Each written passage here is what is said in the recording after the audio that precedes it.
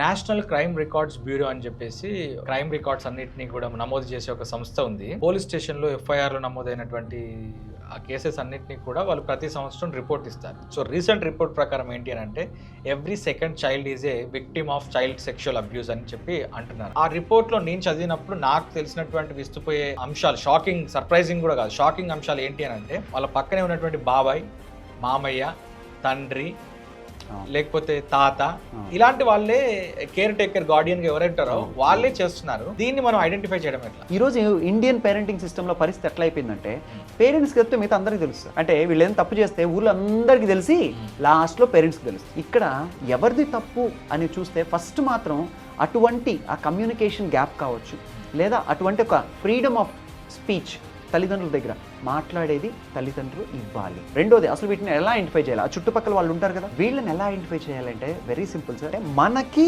మన చైల్డ్కి రిలేషన్షిప్ అనేది బాగుండాలి. ఏది గుడ్ టచ్, ఏది బ్యాడ్ టచ్, ఇది ఖచ్చితంగా అమ్మ బాధ్యత. స్కూల్లో చెప్తారులేమో, లేకపోతే ఇంకోటి చెప్తారేమో కాదు, అమ్మ చేయాల్సిన బాధ్యత ఖచ్చితంగా అమ్మకి. మేబీ ఒకళ్ళని ఇది కానీ రీల్ కానీ మీరు కానీ చేస్తే ఖచ్చితంగా ఈ రీల్ మాత్రం చాలామంది అమ్మలకి షేర్ చేయండి.